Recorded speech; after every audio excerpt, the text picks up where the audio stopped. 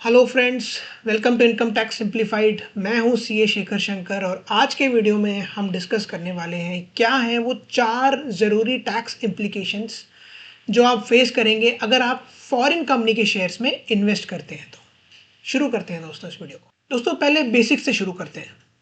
आप किसी भी फॉरेन कंपनी के शेयर्स में इन्वेस्ट कर सकते हैं through lot of apps like INDmoney है और भी बहुत सारे ऐप्स हैं जिसके थ्रू आप फॉरेन कंपनी के शेयर्स में इन्वेस्ट कर सकते हैं। इन्वेस्ट करने से पहले आपको यह जानना ज़रूरी है कि क्या क्या है उसके टैक्स इम्प्लीकेशंस। अदरवाइज आप कल को किसी भी लीगल प्रॉब्लम्स में फंस सकते हैं। तो इस वीडियो को आप ध्यान से देखिएगा और 4 ज़रूरी टैक्स इम्प्लीकेशंस क्या हैं उनको समझिए। दोस्तों पहला और सबसे ज़रूरी वो है schedule FA, schedule foreign assets, जो आपको इनकम टैक्स रिटर्न में डिक्लेयर करना मैंडेटरी है। अगर आपने फॉरेन शेयर्स में इन्वेस्ट किया है इसका मतलब आपका फॉरेन कंट्री में एक एसेट है। तो इनकम टैक्स डिपार्टमेंट आपसे ये चाहता है कि आप शेड्यूल FA में सारी की सारी डिटेल्स को डिक्लेयर करें। ठीक है दोस्तों, तो अब ITR 1 आप नहीं भर सकते।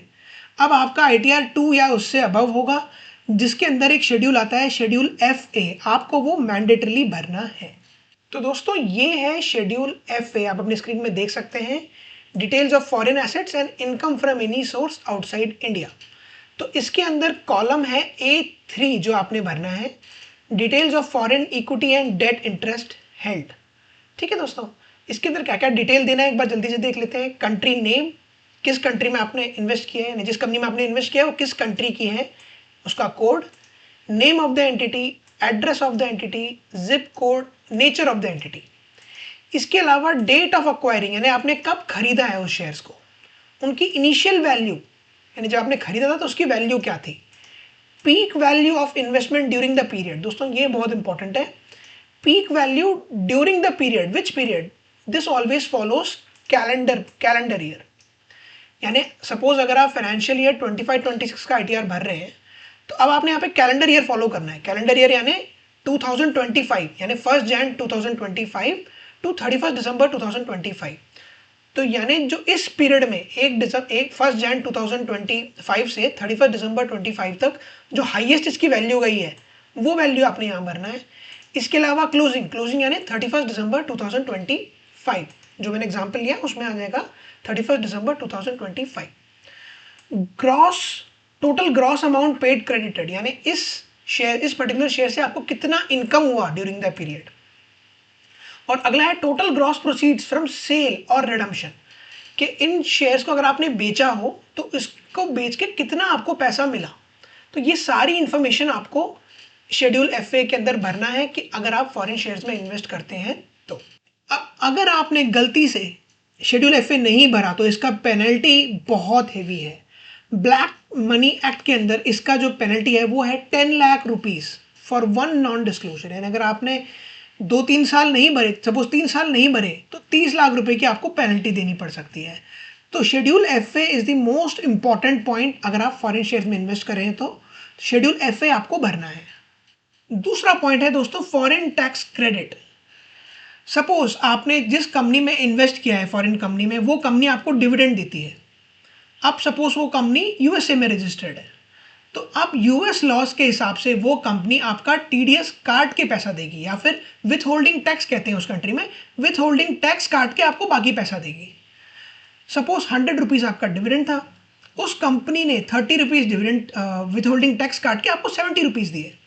तो अब सवाल आता है क्या मुझे 70 रुपीज़ में दोबारा इंडिया में टैक्स देना पड़ेगा? आंसर है नहीं। अगर उस कंट्री का और इंडिया का डबल टैक्सेशन अवॉइडेंस एग्रीमेंट है तो अब आपको दोबारा टैक्स नहीं देना पड़ेगा। आपको एक फॉर्म भरना पड़ेगा, फॉर्म 67 होता था पहले, अब हो गया है फॉर्म 44 नए एक्ट के अंदर, नए इनकम टैक्स एक्ट के अंदर form 44। Till financial year 25-26 it was form 67।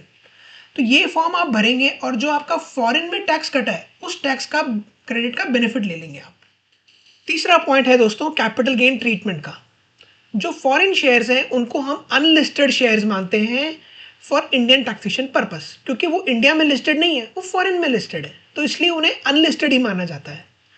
तो इससे 2 जरूरी इम्पैक्ट आ जाते हैं। पहला इम्पैक्ट है कि आपका जो टैक्स का रेट है डोमेस्टिक में कितना, अगर डोमेस्टिक शेयर्स होते हैं आपके लिस्टेड तो टैक्स लगता है लॉन्ग टर्म में 12.5%, वो भी 1,25,000 के ऊपर, और शॉर्ट टर्म में सिर्फ 20%।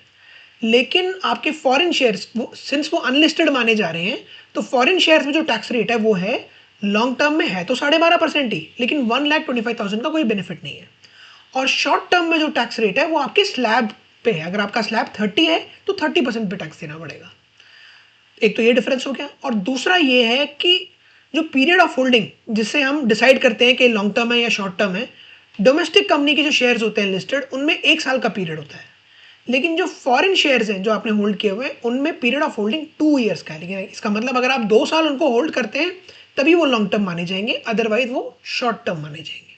दोस्तों, last but not the least, TCS का इम्पैक्ट। आप जो फॉरेन रेमिटेंस कर रहे हैं फॉरेन शेयर्स को खरीदने के लिए, they are subject to TCS, tax collected at source. यानी अगर आपने 10 लाख तक की इन्वेस्टमेंट करी है तब तो कोई इशू नहीं। अगर 10 लाख के ऊपर आपने इन्वेस्टमेंट करी है तो जो आपने रेमिटेंस भेजी है 10 लाख के ऊपर, सपोज आपने 12 लाख रुपए के शेयर्स खरीदे, तो 10 लाख के ऊपर 2 लाख रुपए हो गए। उस 2 लाख रुपए पे बैंक टीसीएस कलेक्ट करेगा आपसे, और वो भी कितने रेट पे? 20% में। तो यानी 2 लाख का 20%, 40,000 रुपीज आपका टीसीएस भी कटेगा। और ये जो टीसीएस है, अगर आपको इसका रिफंड लेना है या इसका क्रेडिट लेना है तो आपको इनकम टैक्स रिटर्न भरना पड़ेगा। तो एक तरीके से आप गवर्नमेंट के पास इंफॉर्मेशन चला गया कि आपने फॉरेन रेमिटेंस करा है फॉर परचेज ऑफ शेयर्स। अब जो मैंने पहले पॉइंट बोला था, शेड्यूल एफए, वो बहुत ज़रूरी हो जाता है। अगर आपने शेड्यूल एफए नहीं भरा तो अब गवर्नमेंट के पास इंफॉर्मेशन है तो आपकी पेनल्टी लग सकती है। तो ये जो टीसीएस वाला पॉइंट है, ये बेसिकली एक तो इसलिए इंपॉर्टेंट है क्योंकि 20% टीसीएस कट रहा है 10 लाख के ऊपर, और दूसरा इसलिए कि गवर्नमेंट के पास अब इंफॉर्मेशन भी पहुंच गई है। तो दोस्तों, ये हैं 4 जो इंपॉर्टेंट पॉइंट आपको ध्यान रखने हैं जब आप फॉरेन शेयर्स में डील कर रहे हैं। आई होप ये वीडियो आपके लिए बहुत यूजफुल रहा होगा। Thank you for watching.